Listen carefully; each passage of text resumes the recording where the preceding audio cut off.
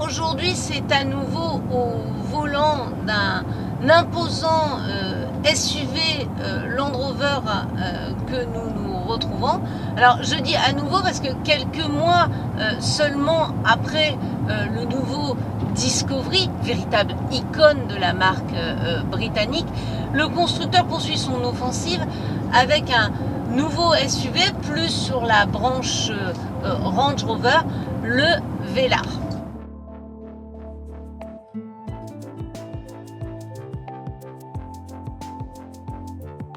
Land Rover nous présente le Velar comme le grand frère de l'Evoque, mais également comme le petit frère du Range Rover Sport.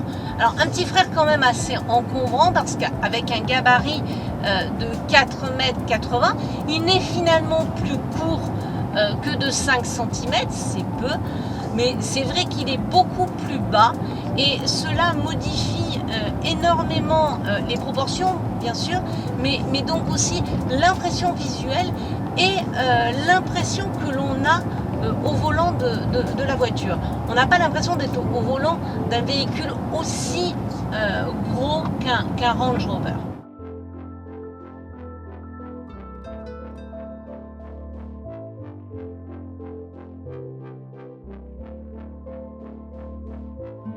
C'est vrai que le Velar à bord en met plein la vue, notamment avec ses compteurs 100% digitaux, mais également avec ses deux écrans tactiles sur la console centrale.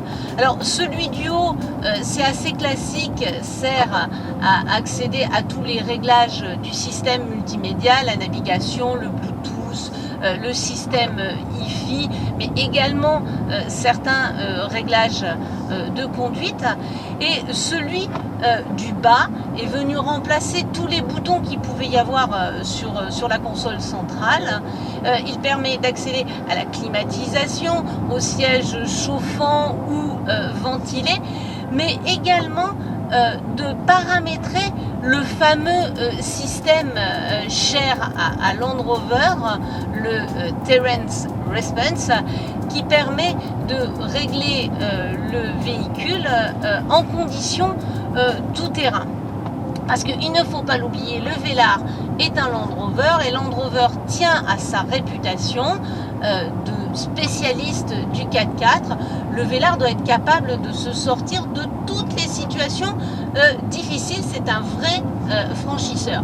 Alors maintenant, ce n'est pas non plus un Discovery. Il se veut plus routier, il se veut plus dynamique, il est plus léger. C'est vrai que tout ça est exact, il est plus dynamique qu'un Discovery.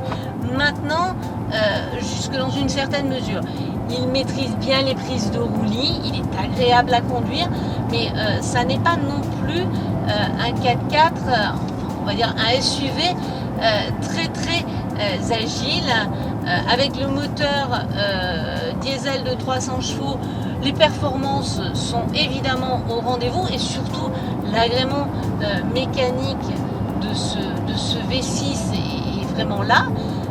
Mais malgré l'utilisation massive de l'aluminium pour essayer d'alléger au maximum la voiture, le Velar reste lourd, près de 2 tonnes, et cela se sent au volant.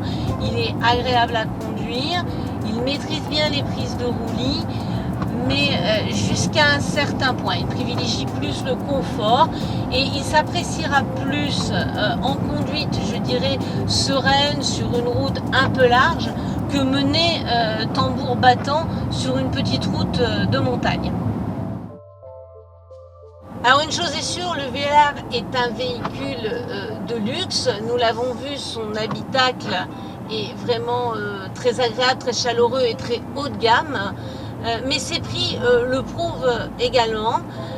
Alors certes, nous étions au volant d'une version très haut de gamme, V6 diesel de 300 chevaux en finition HSE avec le pack air dynamique, mais 91 500 €, c'est quand même très cher.